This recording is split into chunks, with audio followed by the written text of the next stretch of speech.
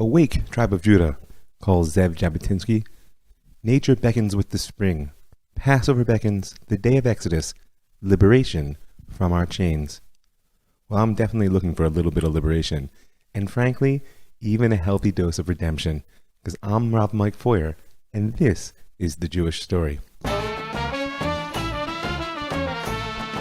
Episode 23, The New Jew. Did you ever wonder how the Jews went from being fuel for the fire of the ovens of Europe to a world-class military power in the space of less than 50 years? How the smiling, virile Israeli soldier replaced the hunchback, shady-looking banker as the iconic Jewish image of the 20th century? If you have, then it's time we talk about the question of the new Jew. Because as part and parcel of the quest for national awakening, early Zionism is going to harness all the romantic energy, all the social psychology, and all the evolutionary vision that the 19th century has to offer in order to create a new Jew. And what exactly that means, or really how exactly it looks, depends on which Zionist you ask. Groundwork for this project of the new Jew has been underway for some time in our story. First of all, let's get one thing straight. Our whole journey through Spanish history, and the bits of its continuation that we've seen in the story of the Sephardic diaspora, tells us that the image of the Jew as a weak figure, divorced from the land, from war and culture, is largely an Ashkenazi one. And even in Europe, we saw the Enlightenment break a whole bunch of the molds of what it meant to be a Jew that came with them out of the Middle Ages. And in particular, we witnessed the brutal assault of history on the citadel of religion. And as the Jews shattered under the blows of modernity into Reform, Conservative, Orthodox Judaism, we saw already that something new was emerging. This something new, combined with the rapid acquisition of civil rights that we call emancipation, created Jewish citizens of many nations, all of them eager to be more French than the French, more German than the German, even while holding on to their Mosaic persuasion. And for reasons both obvious and less so, the early Zionists found little satisfaction in a new brand of Judaism, no matter how progressive or pluralistic or historically conscious. What they wanted was a new Jew. And because of the pressures they perceived ratcheting up around them, they wanted that new Jew now.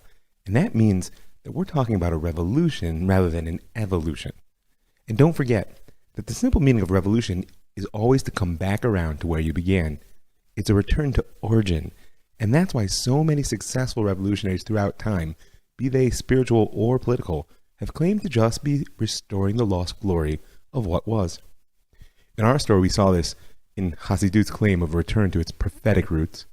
We saw it in that essential element, if you recall, of the mad redemptive vision that sprung from Shabtai Tzvi, of Shelilat HaGalut, the negation of exile through a return to place of origin. We also touched it in the story of the Hebrew Renaissance and the desire of its poets to express themselves in our ancient mother tongue. And the founding fathers of Zionism certainly saw a return to origin as the path toward the future for Am Yisrael. And the culture that underlies the new Jew that they construct will be built in many ways on that wonderful phrase of the pre-state days, min hatanach el hapalmach, from the Hebrew Bible to the striking arm of the pre-state army, min hatanach el hapalmach, and everything in between just falls away. Now, lest you think that this was some strange conspiracy, that the world's most successful attempt at social reconstruction happened when a bunch of guys got together in a room and said, we got to do this better. Just realize this quest for the new Jew is not always so self-aware. The express purpose of Zionism is the re-embodiment of a nation, and the people are just the obvious material for the project.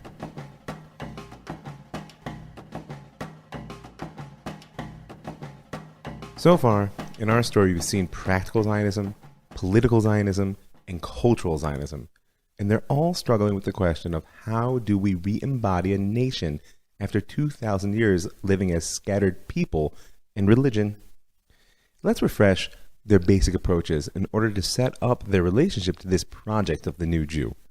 First of all, at this stage, it's clear that what unites all Zionists is that they agree that Zion is the only fit vessel for Jewish nationhood. They just differ in their approach of how to fill it. And don't forget, there are plenty of non-Zionist national movements at this stage, as well as non-nationalist Jewish movements.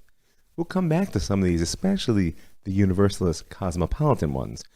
But for now, onward to Zion. Practical Zionism is exemplified by the Chovei Tzion, right? That movement, the lovers of Zion, that sprang up in the late 19th century. And if you want to understand or really see their contribution to the new Jew, you have to know that Chovei Zion began as a colonial-style enterprise. Yes, that's right. I used the C word. Colonial. Colonialism. I say it again. But sooner or later, if you want to dig into the guts of Zionism and understand what it was and who we are today, we need to put to rest the colonial narrative. That perspective which chooses to view the Jews and our national aspirations in the land of Israel through the same lens as it views the Dutch and their imperial aims in South Africa. And today, colonialism is a dirty word, and its meaning has morphed, so when people hit each other with it, it's a little bit hard to know what they mean. I mean, frankly, as far as I could tell, both from my experience and from the dictionary, at this point, the meaning of colonialism is any practice of domination which involves the subjugation of one people to another. And I would even say that it doesn't have to be one people to another. In our world, you can get away with saying that yuppies are colonizing poor neighborhoods and that ideas can colonize unsuspecting minds. Basically, any weak party in a power struggle can use the C word and bring to bear the full weight of historical injustice on their oppressor. And I get that. I get that usage about the imbalance of power. But the word's origins are specific and brutal, and located in our time period, right now in the 19th century, when the European nations are slicing up the globe, conquering peoples and settling lands in a mad race for power and resource. And here, in the 19th century, colonialism refers to the assertion of political and economic control over a dependent territory in a brutal fashion. And it's most often driven by a powerful mix of cultural supremacism, racial pseudoscience, and a quasi-religious desire to enlighten the heathen. Now remember also, in this definition, all colonies have a mother country, to which they are subordinated, and for whom they are developed. That's why, of course, the American colonies broke away from England. No taxation without representation. Remember all that in the Tea Party? And furthermore, the mother country's culture serves as both a tool of conquest and a standard of cultural enlightenment. It's quite complex. And you can see then right away that the Zionist project doesn't exactly fit this mold. Certainly not the 19th century one. I mean, what's the mother country of Zionism? And on whom will the territory they get their hands on be dependent? Aside from the fact that the Jewish narrative is that we're coming home, not colonizing somebody else's land, the vast majority of Zionist activity had nothing to do with exploiting the soil of the land of Israel on the behalf of someone else who lived somewhere else. The successful Zionists will be those looking to build the land and be built by it, not exploit its resources and labor pool. Nevertheless, the accusation doesn't come from nowhere. And in fact, if you want to find where there's a handle for the colonial epithet, it's here in the first Aliyah. This first wave of immigration that led up to the foundation of the modern state, and this is the heyday of practical Zionism, which had a decidedly colonial flavor. Because at first, the farms and homesteads that were the dream of these early lovers of Zion almost universally failed. Even with the support of the Am Yisrael agricultural school, which we discuss, conditions in the land of Israel were simply too difficult for the idealistic or opportunistic would-be Jewish peasants that actually made the leap from Europe to the Middle East. And after breaking themselves on rocky soils and getting sick from malaria, most left within the first year. The efforts which did ultimately prove successful were largely due to the intervention of Hanadiv, as he was known, the famous known benefactor, whose support made this first Aliyah even possible. And that anonymous benefactor was, of course, the banking magnate Baron Edmund de Rothschild, who, having seen the distress of Russian Jews and witnessed in particular the pogroms of 1881, came to the conclusion that the solution to the Jewish problem was immigration to the land of Israel. And he became the massively wealthy patron of the larger settlements like Zichron Yaakov, Rishon LeZion, Rosh Pinah, and many other smallers, and he rebuilt them on modern scientific principles, planning the agricultural, economic, and residential lives of the inhabitants from top to bottom. His initial vision was classic late 19th century social reform. The well-planned environment produces as healthy and upright a citizen as can be.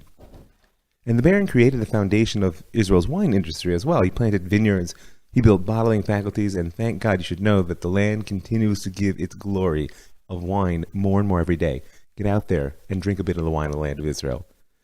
But the Baron's premise may have been repatriation, and his vision was of a new, healthy, and socially reformed Jew.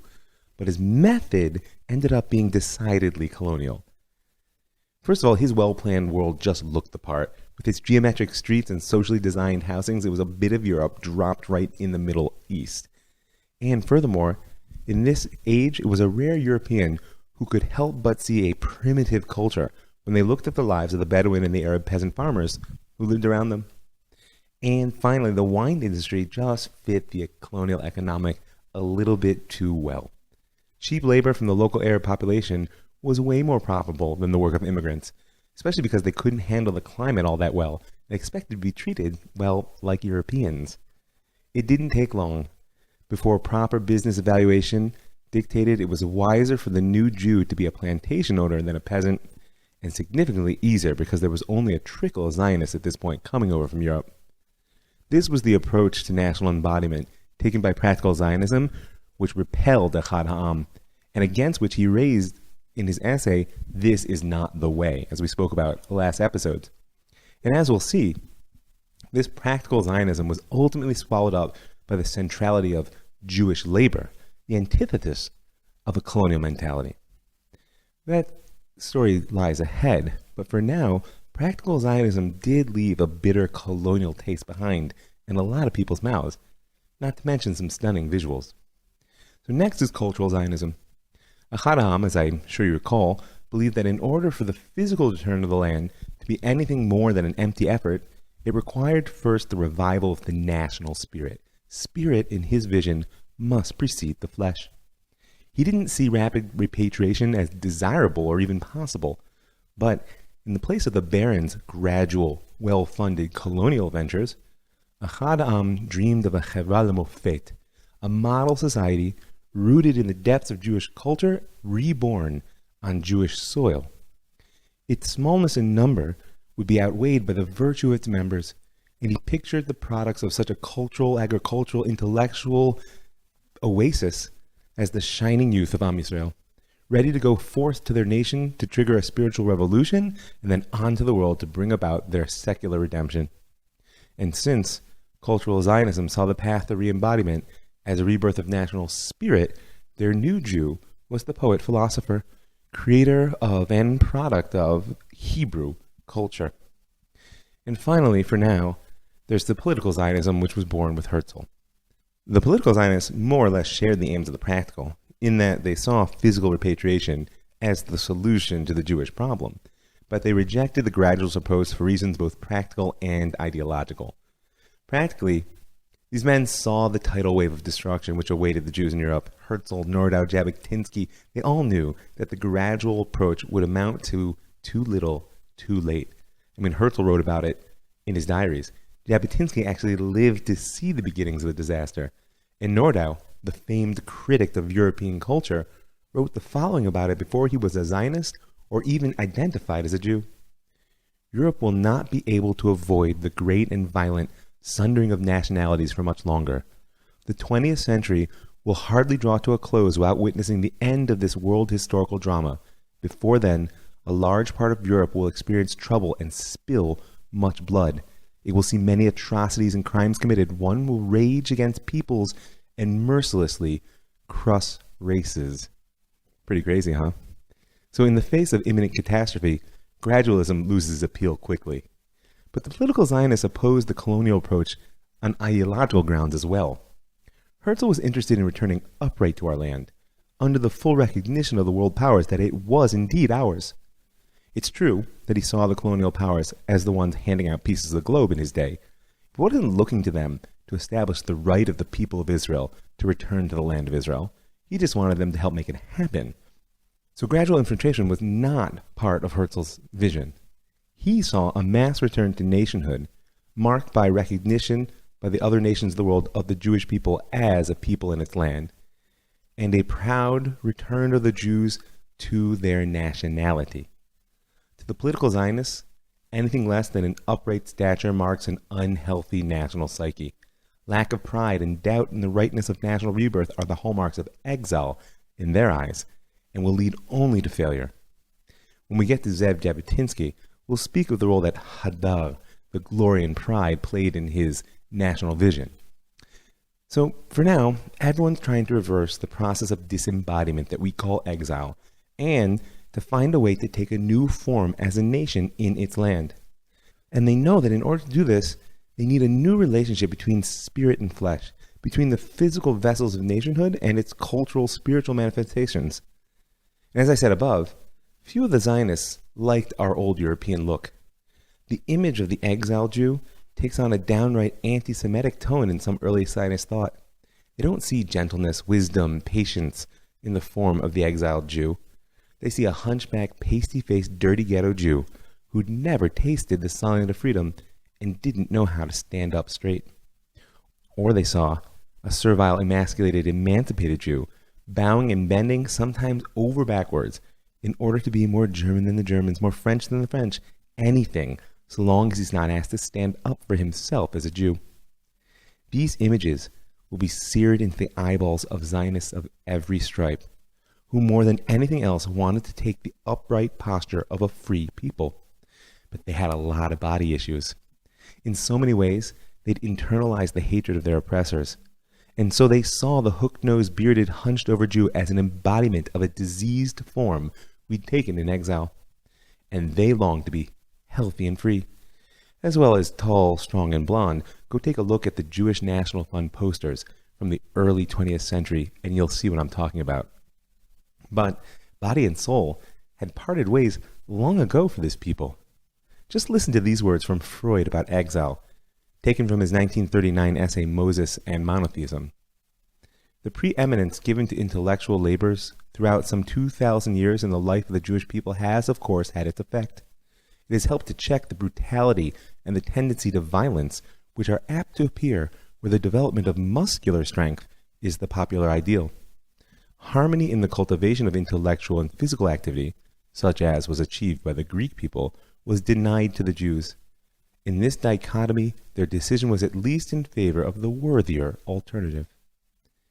Now, Freud may have been happy about our heavy tilt toward the mind in favor of the muscles, but the Zionists were being driven by the Jewish problem to seek re-embodiment, and that meant that the pendulum would have to swing fairly far back toward the flesh before any harmony between the physical and the intellectual could even be hoped for. And in order to achieve that, to our practical, cultural, and political Zionism, we need to add a new category: muscular Zionism.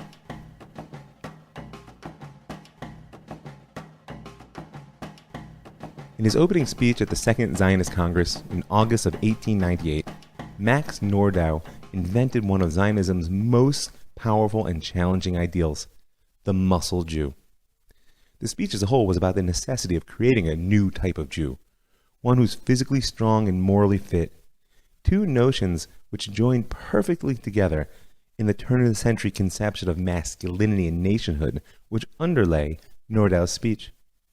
The famous phrase came out as he argued that Zionism awakens Judaism to new life and achieves this morally through the rejuvenation of the ideals of the Volk, the essential spiritual nature which underlies peoplehood, and corporally through the physical rearing of one's offspring, in order, as he says, to create a lost, muscular Judaism, Muskeljudentum, once again.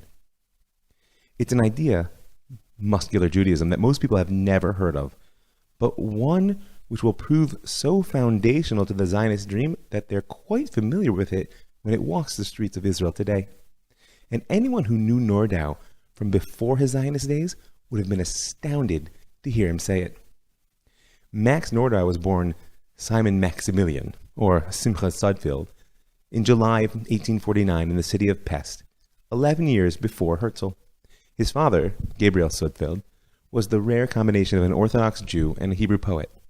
And like Herzl, Nordau began his education in a Jewish elementary school, but moved on to a Catholic grammar school and eventually all the way up the ranks until he received a medical degree from the University of Budapest in 1872.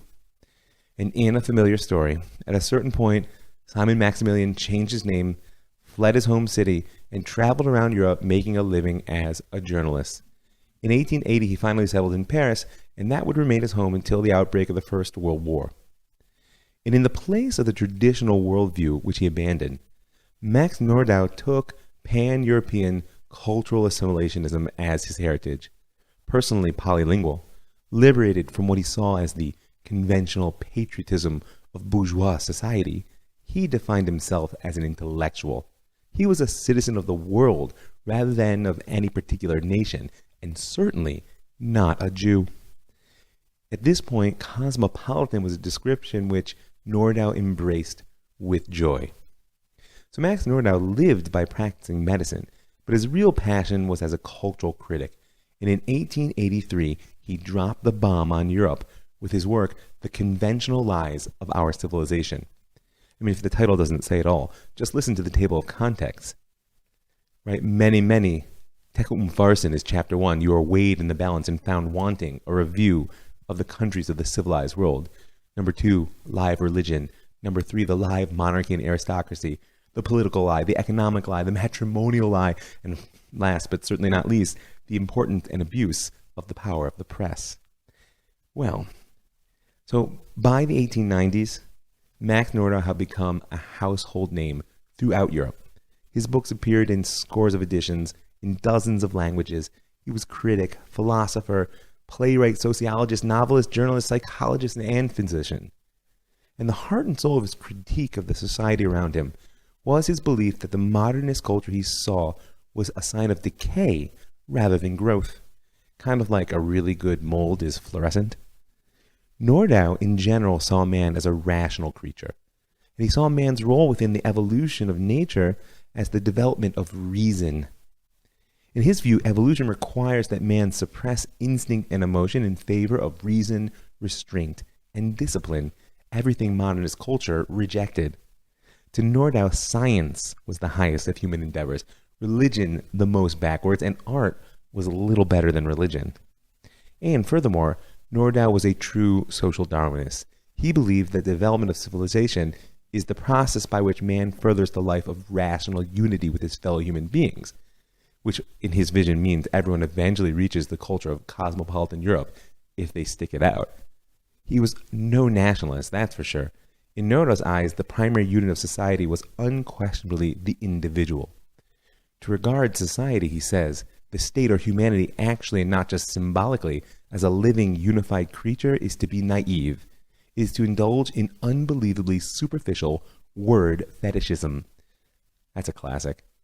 In 1892, Nordau reached the height of his fame as a critic with the publication of his book, Degeneration, which reviewers labeled as a polemical hailstorm unleashed on modernist culture. Nordau once said, was able to assemble in one book nearly all the elements and many of the personalities involved in modernism. His word for it, however, was not modernism, but degeneration.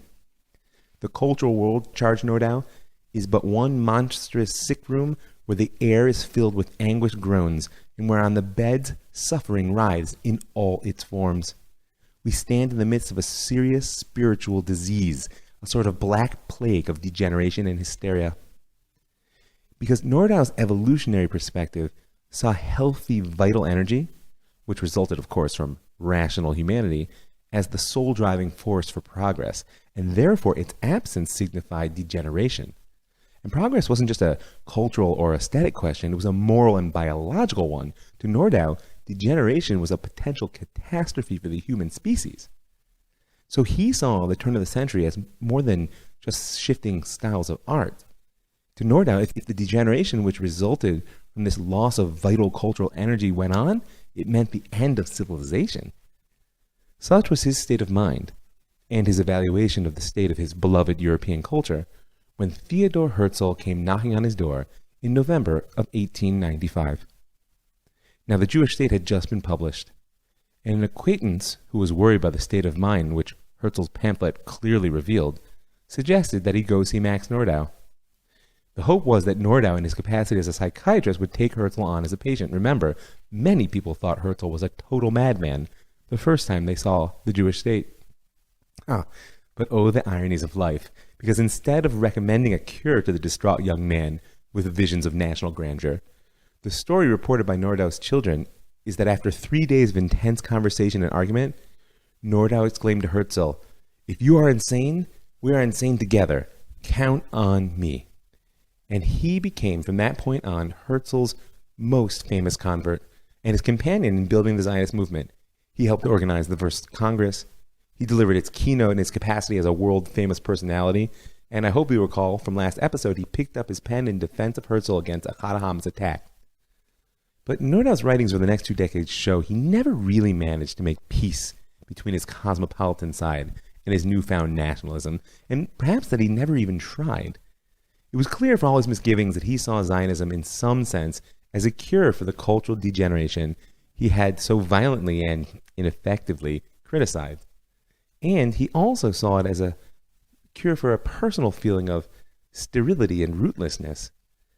He says that the very thought of Jerusalem can call forth this effect in a man whose entire life has been one long striving toward liberation from all unproven and unprovable traditions, demonstrates triumphantly once again how much we remain Jews at the bottom of our hearts, even those of us who during the greatest part of our lives have lost every feeling for living Judaism.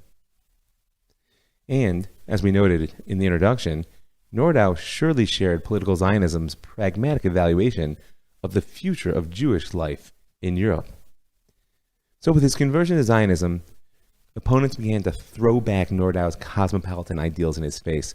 They quoted him as saying that the crime of the century is nationalism, as teaching that evolution leads mankind away from hostile tribes into large, peaceful groupings. And Nordau didn't even try to deny the appeal of their arguments. He hadn't given up, it seems, at least entirely on his universal cosmopolitan vision.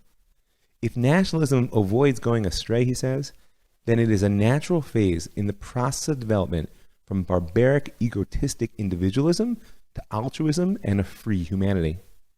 And furthermore, he adds, an oppressed, persecuted, despised Judaism amongst anti-Semitic peoples is of no value for mankind. A free, strong, vital Judaism will be a useful co-worker in the progress of humanity. But his strongest reply to his critics was simply pragmatic. Go tell it to the Romanian and the Russian Jews, and they'll answer, but we have to eat somehow. So Nordau came to see political Zionism as a practical solution to the Jewish problem, and perhaps as a remedy for the cultural degeneration against which he'd fought his entire life. As we said, in his vision, Zionism awakens Judaism to new life. It renews and makes it young again. And through the alliance with his Volk, that essential spiritual national nature, an idea, by the way, which he rejected as hopelessly romantic and irrational in his early life, Nordau thought he'd found a source of energy which would help him overcome the inertia and lethargy of turn-of-the-century culture. But this was not a vision of a romantic awakening of the national spirit. Right? That's why Herzl turned to Nordau to attack the cultural Zionists who saw it as such. And Nordau disliked in cultural Zionism what he saw as a mystical approach, a certain conservative nationalism which looked into the past for its origins rather than ahead to its future. And, again, the ironies of history. Today, Ahad Ha'am is hailed as the father of liberal universalist Zionism, while Nordau, or really Jabotinsky, his disciple, are seen as the arch-conservative nationalists.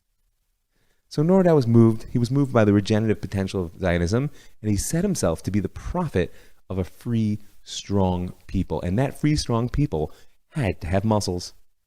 The first Jews to heed the power of Nordau's call for a muscular Judaism were those who formed Zionist gymnastic associations. It may sound strange, but it's part of a larger movement in turn-of-the-century Germany.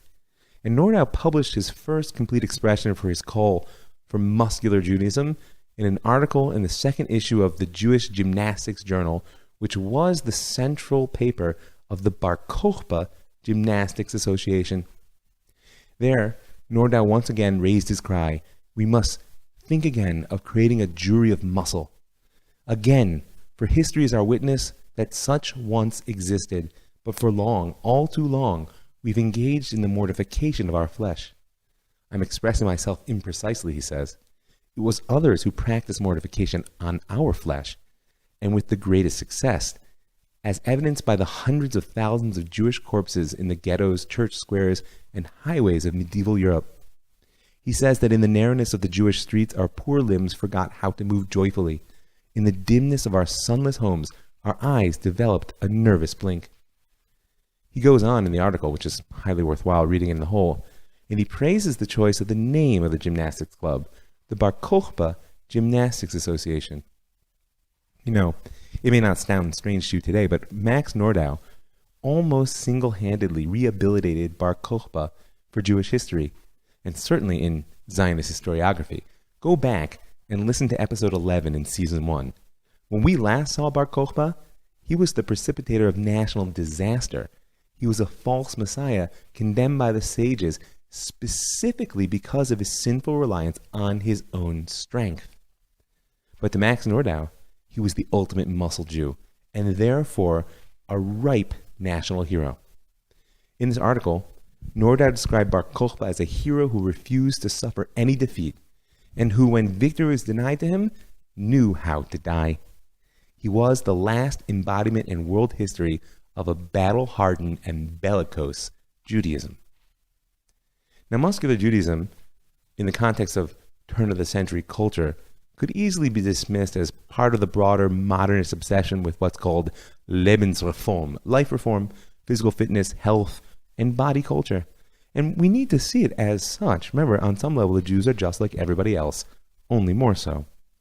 But this muscle Judaism plays a particular role in the development of political Zionism and in the new Jew. Because political Zionism would have remained a dream without muscular Judaism, as frankly would cultural Zionism as well.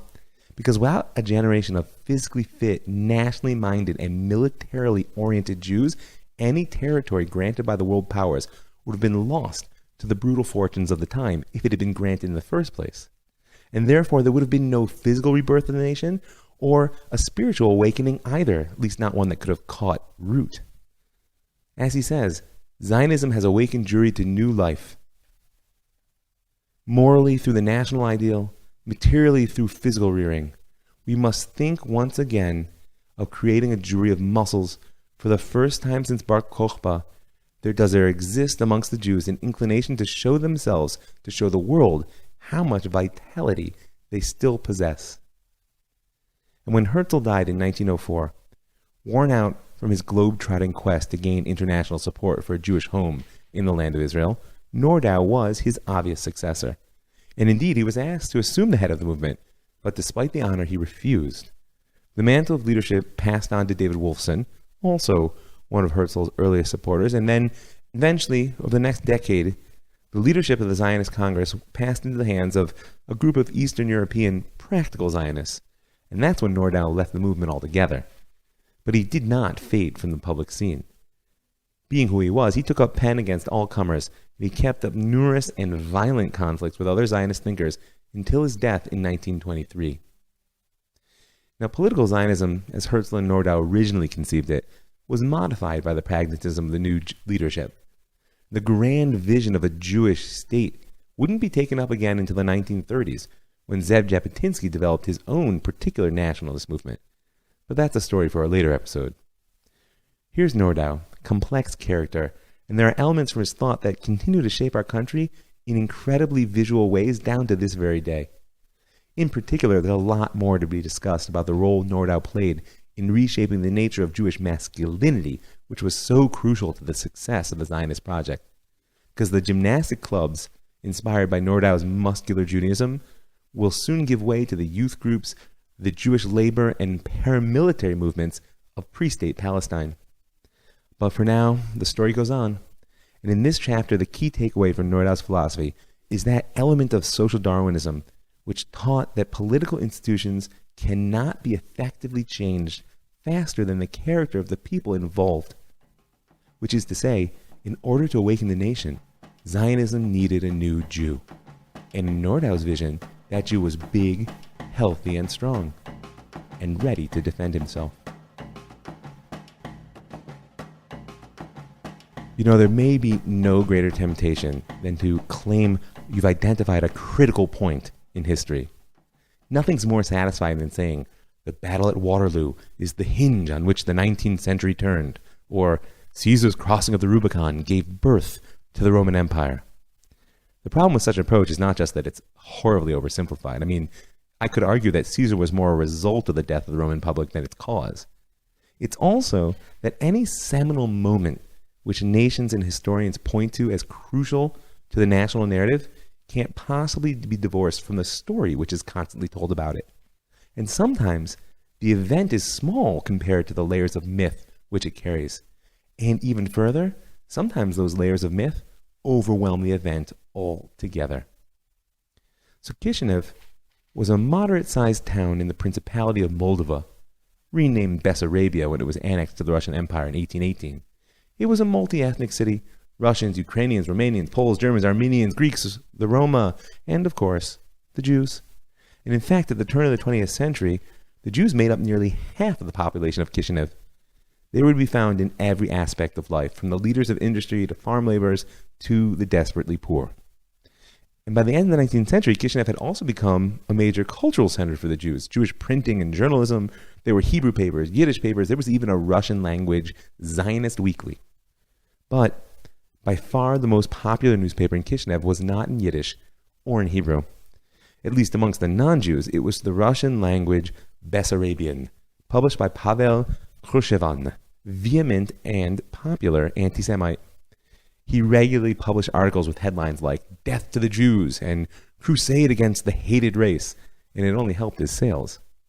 So it shouldn't come as a surprise that when in the late winter of 1903, a Ukrainian boy was found murdered about 25 miles north of Kishinev, and in the same week, a girl who had committed suicide was declared dead in a Jewish hospital, that the Bessarabian began to declare in print that both children had been murdered by the Jews for the purpose of using their blood in the preparation of matzah for Passover. It was no surprise, as I said, nor considering the history of violence associated with such blood libels, where people are particularly shocked by what follows.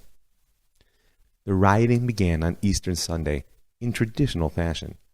Now, just for the sake of full disclosure, you should know that my great-great-grandfather was dragged to death behind a wagon through the middle of his town in just such an Easter Day ritual. But the Kishinev pogrom was not your average riot.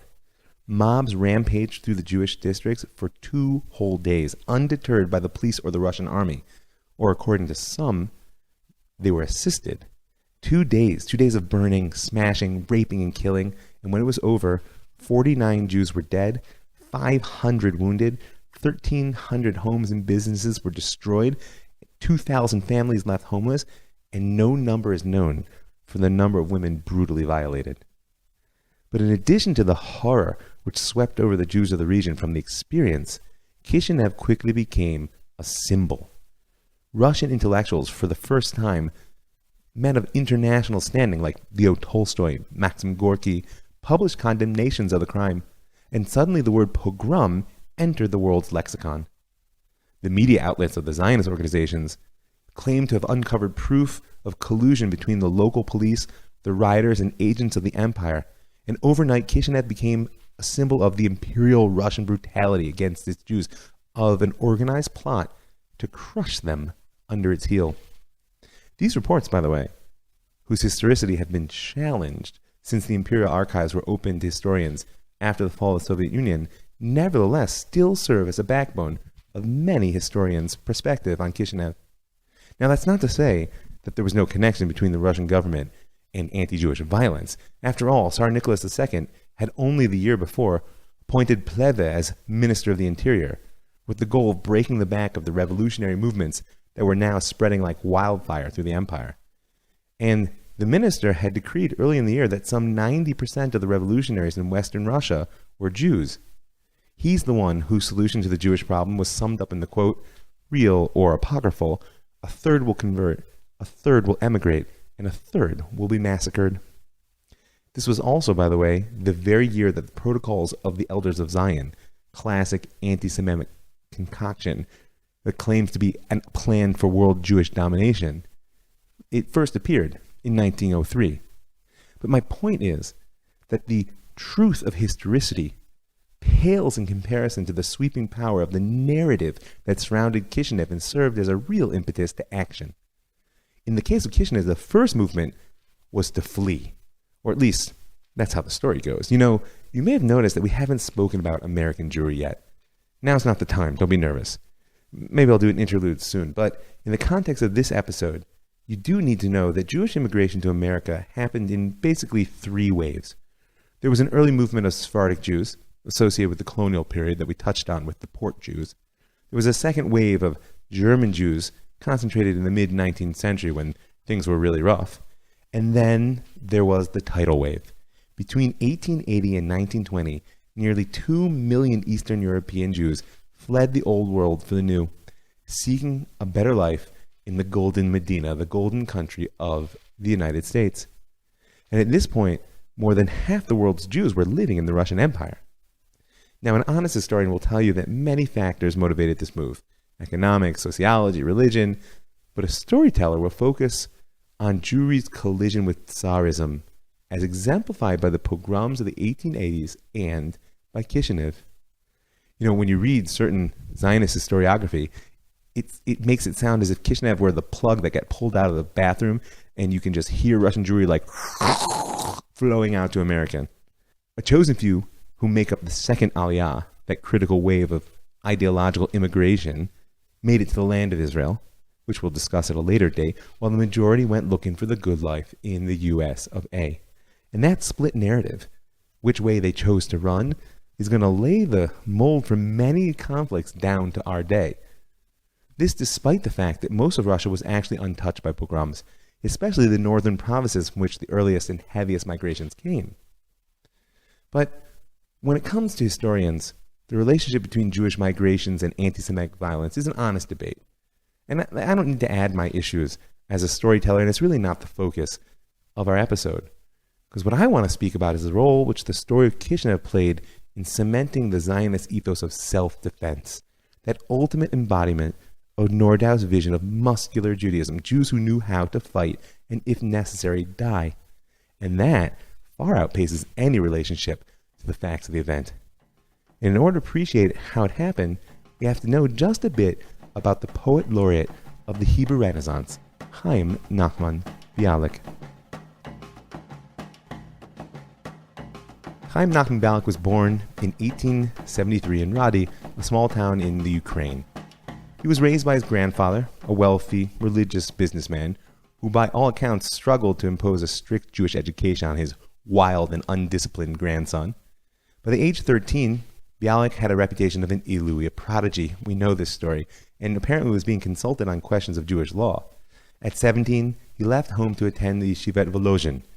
Go back to episode 19 for the backstory on this famous institution, but it was here at Volozhin, much to the horror of the Rosh Yeshiva, I'm sure, that Bialik began to write his first poems and discovered the nationalist, spiritualist, secular writings of Achad Ha'am.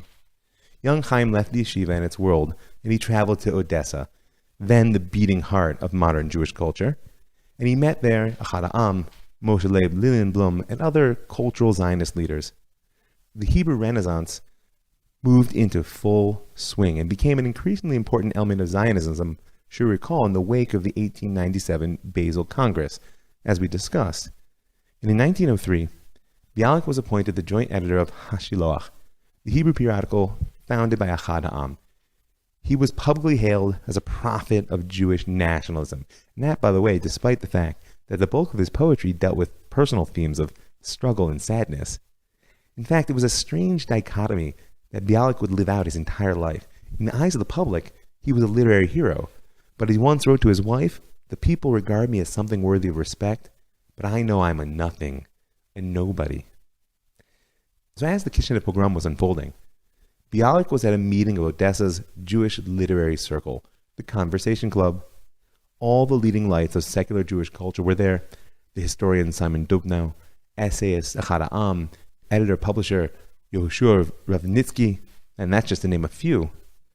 And at the circle's April 7th meeting, they were devoted to a lecture by a little-known journalist named Vladimir Jabotinsky, age 23. His theme for the lecture, which was also his first major appearance on the Zionist circuit, was Pinsker's essay Auto-Emancipation. And this is how the historian Dubnow recalled the evening in his memoirs. It was the night of April 7, 1903. Because of the Russian Easter, the papers had not been issued for the previous 2 days, so that we remained without any news from the rest of the world. That night, the Jewish audience assembled in the Bezeda Club to listen to the talk of a young Zionist, the Odessa wunderkind Vladimir Jabotinsky. The young agitator had great success with his audience. In a particularly moving manner, he drew on Pinsker's parable of the Jew as a shadow wandering through space and developed it further. As for my own impression, this one-sided treatment of our historical problem depressed me. During the break, while pacing up and down in the neighboring room, I noticed sudden unrest in the audience. The news spread that fugitives had arrived in Odessa from nearby Kishinev and had reported of a bloody pogrom in progress there. In the weeks after the reports of the massacre poured in, and the narrative of conspiracy by the imperial government to crush the Jews took hold, Bialik was commissioned by the Jewish Historical Society of Odessa to travel to Kishinev and interview the survivors. And that he did. He went from house to house, filling 5 notebooks with horrific testimonies of violence. But when he was finished, he turned his back on his journalistic assignment. It would take almost another 90 years before the complete source material that Bialik gathered was published. But his literary response to the horror of Kishinev swept the Jewish world before the year was out.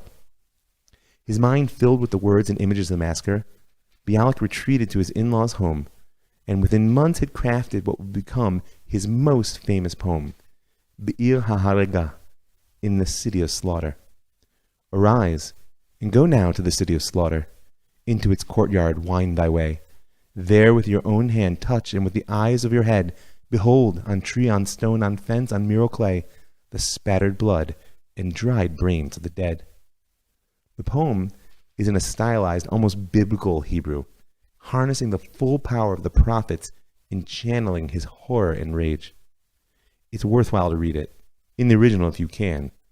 It's a landmark of Hebrew poetry, Jewish culture, and certainly of Zionist history. But the big question is, what is it actually about? Now, there's no question that at first glance the poem appears to be a realistic description of the horror of the massacre and a ringing condemnation of Jewish passivity in the face of the enemy.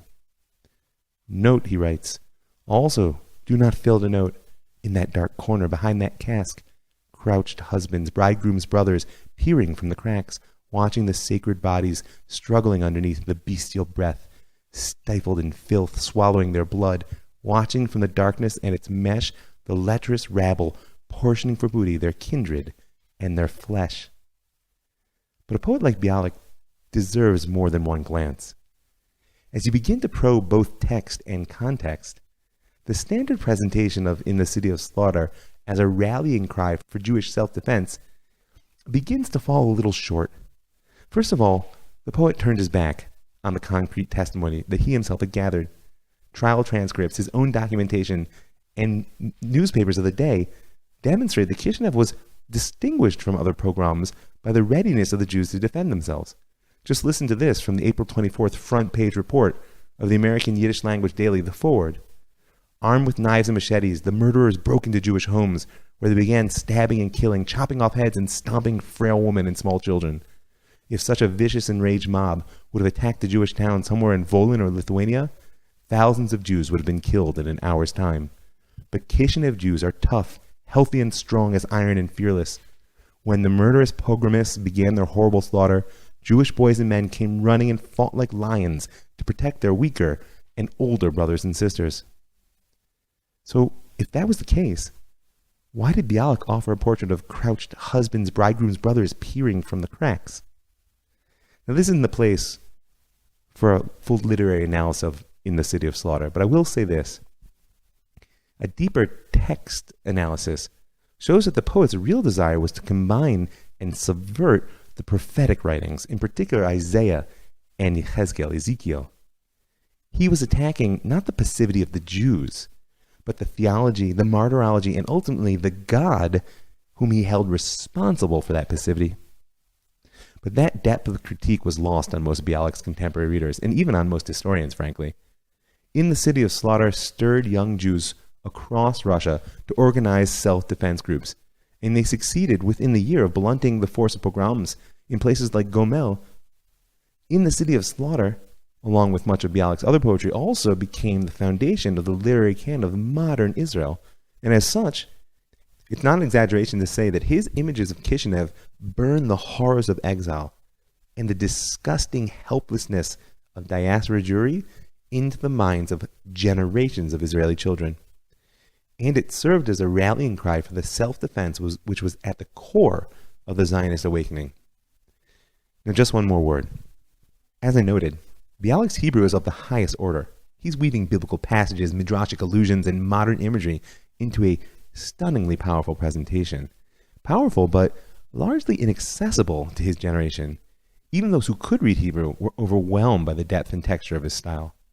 A translation was in demand, and the one who rose to the task was none other than the young journalist that had been presenting his thoughts on auto-emancipation as word of the massacre first reached Odessa, Vladimir Jabotinsky. And we'll give this crucial figure of modern Jewish history full treatment in due time, don't worry. But for now, let his translation serve as an epilogue to our discussion on the evolution of the new muscular Jew. It would take Jabotinsky over 2 years to complete his translation, largely because it was Bialik's poem which inspired him to learn Hebrew in the first place. As he said, if such poems are written in Hebrew, it's worth learning the language.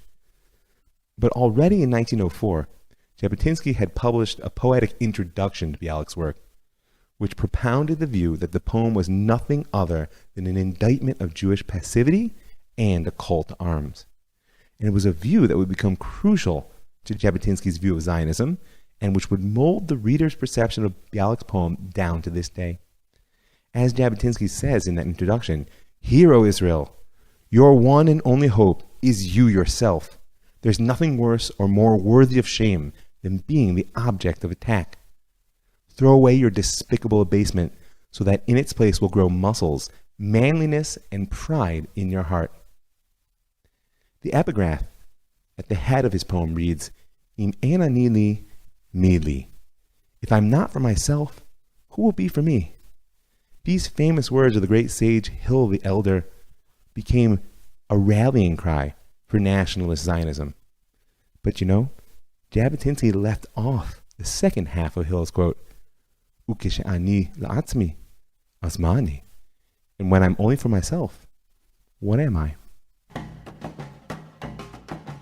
So I just want to invite you all, the third season's coming up. Send me your ideas, questions, thoughts, things that you'd like to hear in the coming season. I also want to thank a few people. I want to thank all the folks who give their hard-earned money to help keep this show free and well distributed, and I want to invite you to join them. Go right now to ravmike.com. You'll see in the upper right-hand corner a little button that says Be a Patron, and you can click on through for a little bit of her podcast support.